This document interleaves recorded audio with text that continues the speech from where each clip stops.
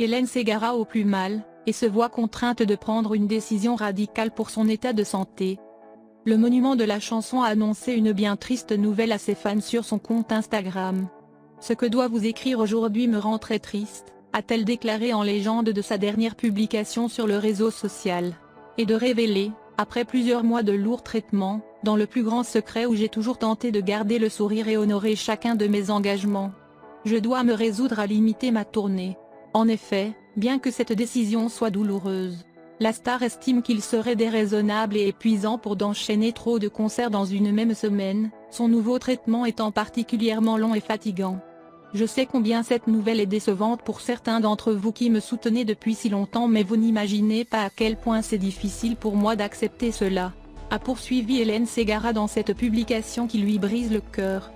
La jurée de la France a un incroyable talent, assure toutefois qu'elle fera tout son possible pour maintenir quelques dates de concert, ainsi que ses shows de télévision et retrouvailles sur scène avec Andrea Bocelli en mars 2022.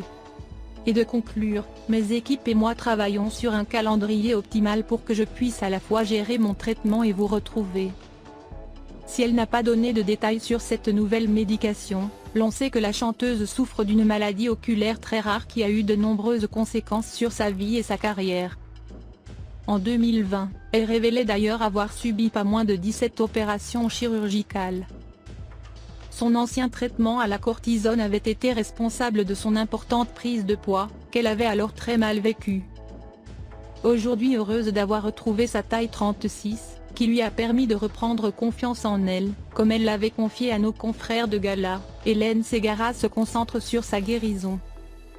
Et bien que son combat contre la maladie soit évidemment très difficile, son tempérament de guerrière lui permet de surmonter les épreuves une à une, et d'en ressortir plus forte. Révélée par la comédie musicale Notre-Dame de Paris de Luc Plamondon et Richard Cocciante, Hélène Ségara est devenue rapidement l'une des chanteuses à voix les plus populaires de l'Hexagone. Cette reconnaissance Hélène Ségara l'a notamment acquise avec les tubes Il y a trop de gens qui t'aiment, Qu'est-ce qu'on va faire avec ce monde, Elle tu l'aimes, Je vous aime adieu. L'amour est un soleil ou encore On n'oublie jamais rien, on vit avec en duo avec Laura Pausini. Hélène rencontre Orlando, le frère de Dalida.